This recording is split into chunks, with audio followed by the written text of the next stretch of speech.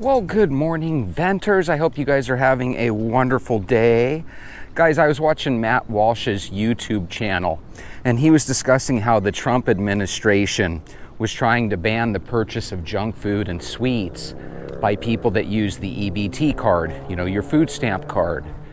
And apparently, there was a group of conservatives that went on X and kind of fought this. They were kind of being a little bit pro-soda. So a few conservatives have come out against us restricting the ability to buy junk food with food stamps, which, by the way, very, very interested to find out what your guys' thoughts are on this.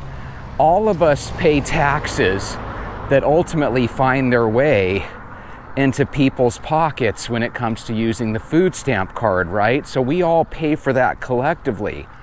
My mother, at one point in my life, was on food stamps, so I can honestly say that I've eaten Captain Crunch because of food stamps. I've eaten Snicker bars and drinking Pepsi and Coke products with Snickers or with food stamp money. Many of us have. So here's my question to you.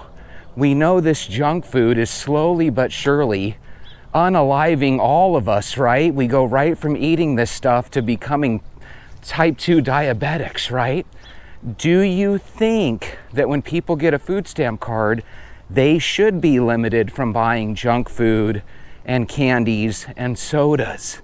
My personal thoughts are, when you're poor, life already sucks. You're not allowed to use the food stamp card to buy processed or prepared food, I don't believe. And you're also not allowed to use it to buy alcohol or cigarette products. My thinking is, let people buy what it is they want to buy. I understand where people are coming from when they say, hey, I'm providing those food stamps for people through my taxes.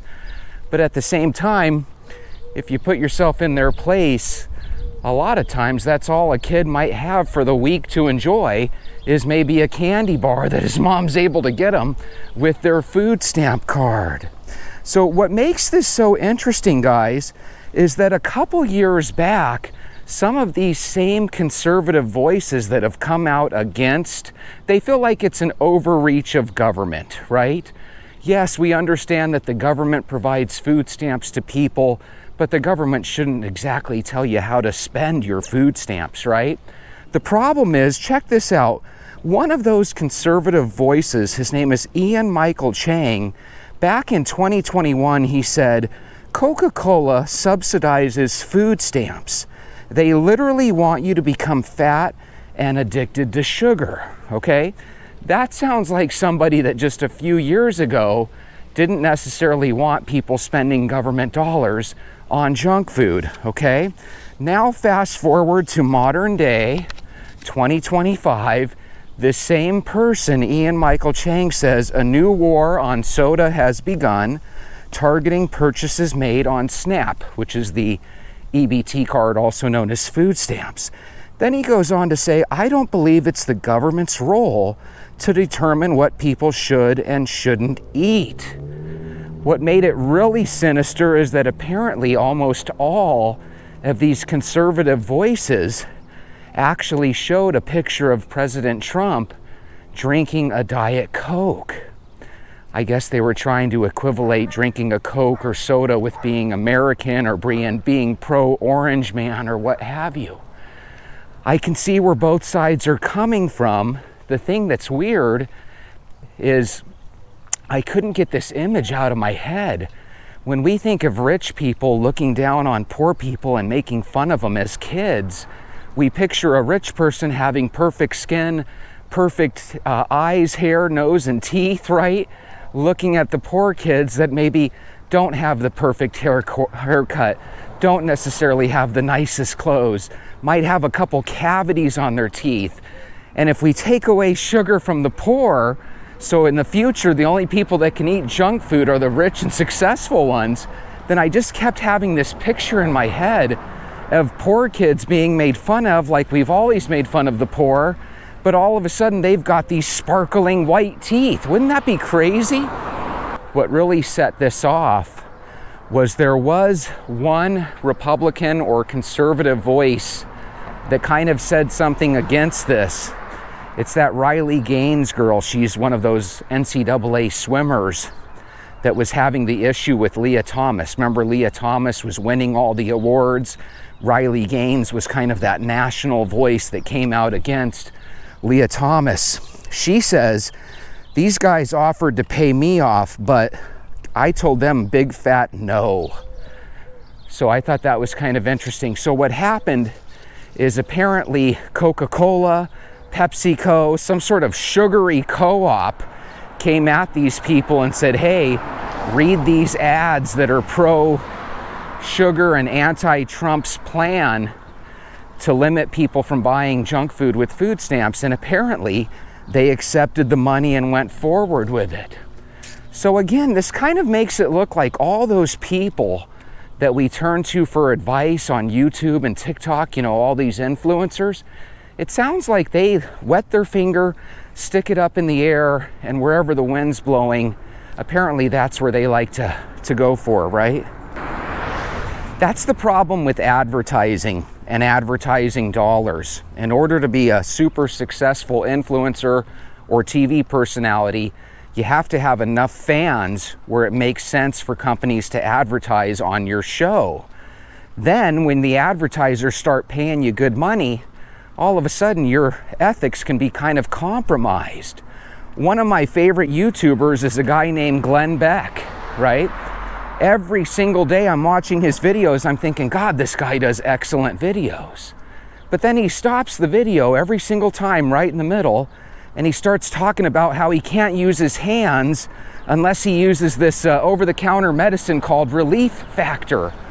And so it's like you have this guy, and he's trying to tell you to not be fooled by people that are, you know, influenced by advertiser dollars. And then next thing you know, he's telling you that his hands don't work unless he takes this over-the-counter Relief Factor. And that's just like any other product. At the bottom of the screen, it specifically says that the FDA has determined that this junk doesn't help you cure anything, you know? And so it's one of those things where it's like, I think as an influencer or a YouTube creator, we all want to have this money coming in from our channels, and we all want to read these advertisements. But golly, I just can't believe how many YouTubers read ads for stuff that they obviously don't use. You know, it'd be one thing if you honestly used the product and it changed your life and you went from like crippled hands to all of a sudden normal hands. That would be something, right? But when all of a sudden your favorite YouTuber starts talking about how his hands were pretty much crippled when you've been watching him for years and you never ever noticed him mention that his hands were in pain ever, just comes across as insincere. Matt Walsh, the guy who this very video was on, guys, he's the exact same way. He's talking about the danger of these advertising dollars and how they can literally influence the influencers that influence us.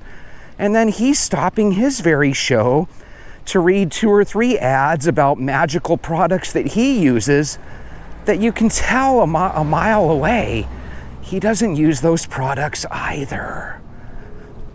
Does anybody else get bothered by that? We all have our favorite YouTubers. Aren't they all reading us a bunch of stuff about the vitamins they take, right? And the focus factor, and the pain be gone, and this salve here, and this rub here, and these pills there. It just looks to me like all they want to do is get you to click on an ad and take some money. Now, don't get me wrong. That would be awesome to have all these different revenue streams of money. But we're the ones that truly get victimized by this, because when you buy something to help out your favorite YouTuber, and then that something that you buy is expensive and it doesn't help you one iota, what's that say about our country and our world? By the way, I believe that when a president and his administration come up with ideas on how to make things more efficient, right? Like, hey, let's make it to the point where when people are on food stamps, they can't buy that stuff. I might not agree with that, but at the same time, I think it's a fantastic idea, because at least it's an idea, right? Sometimes it seems like the great big plan in this country is to do nothing, right? At least these are ideas, whether they're good or not. We'll have to find out. But here's where the Democrats fought back on this. They said this is just the first step to cutting off food stamps altogether. So to me, it sounds like they went right for a Hail Mary and said, let's cut this off right now. You're not touching food stamps in one way, shape, or form. When in reality, if they kind of stopped people from buying junk food, it would probably really help the health of our citizens going forward. Again, with that being said, if I was personally on food stamps today, I would like to think that I could go and buy something sweet as long as it was food. What do you guys think, and where do you fall on this? Am I the only one that grew up on food stamps and a mom that was on welfare? Let me tell you the problem with food stamps and welfare. My mom was on food stamps, welfare, AFDC. She had that thing, I think it is AFDC, where you can, or Section 8, excuse me, where we moved out to Mesa, and our little townhome that we stayed in was completely paid for. So my mom had friends that were able to help her sign up literally for every single program. And we moved away from my grandma and my uncles, and we went out to Mesa, and we lived basically off the government.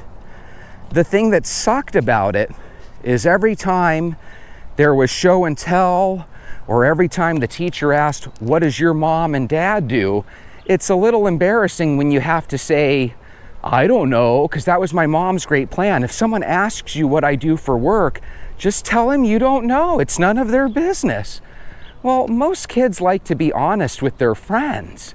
And when you tell your friends, well, we're on welfare and food stamps, I don't care how you slice or dice it, it is super duper embarrassing. Did anybody else grow up poor?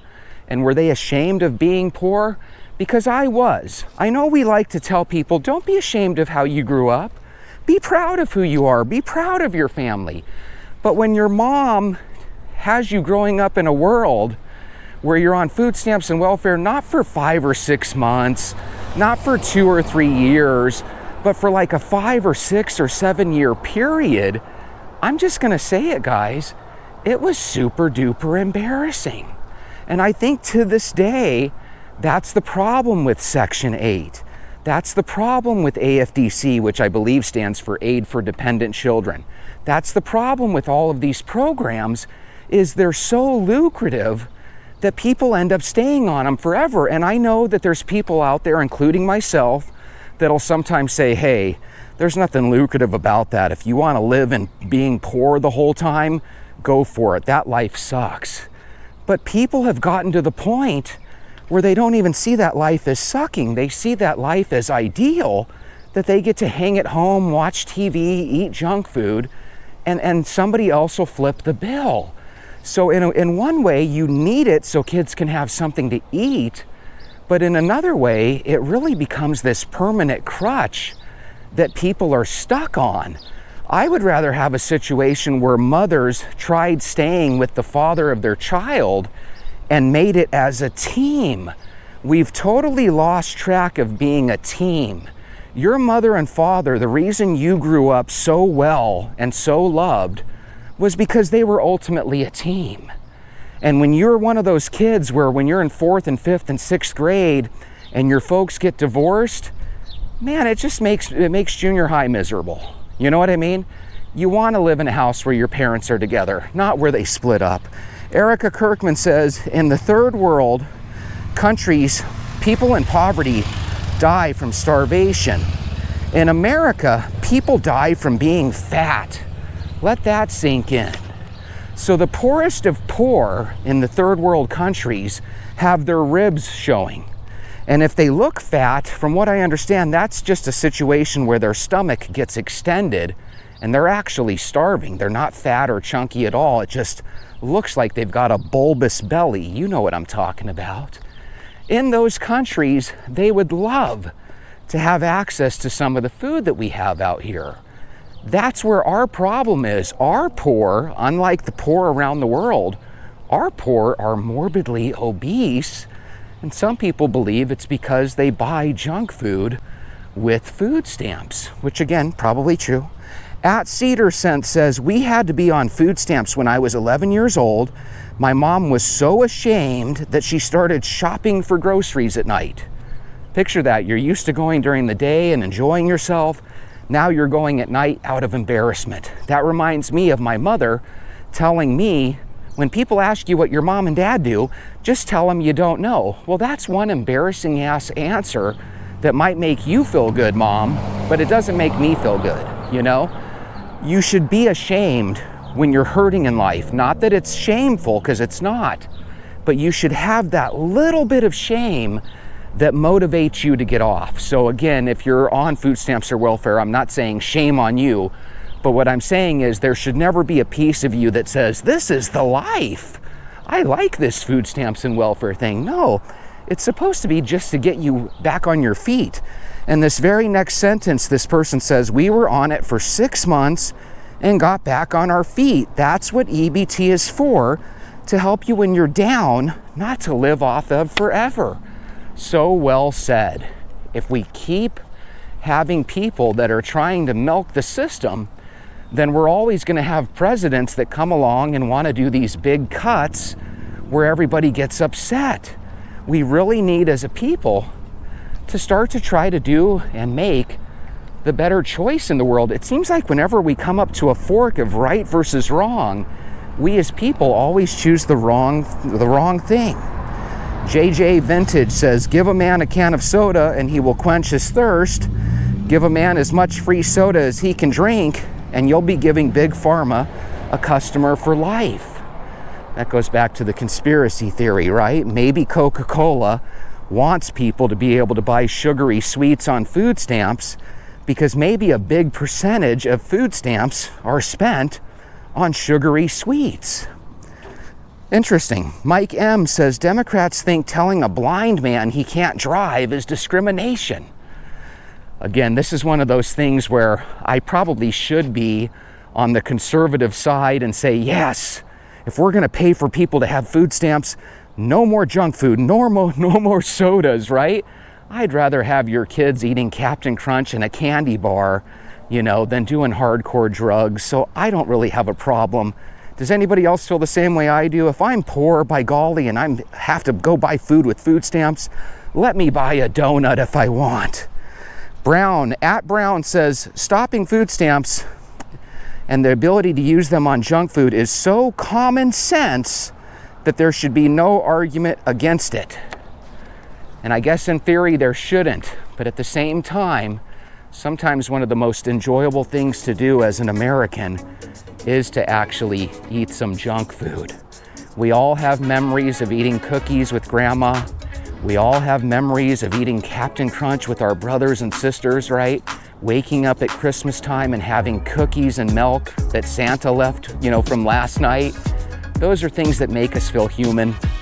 Tell me what your thoughts are on this, and whatever you do, keep walking, because if you're gonna eat a bunch of junk food, the only remedy is to walk off those calories. We'll see you tomorrow.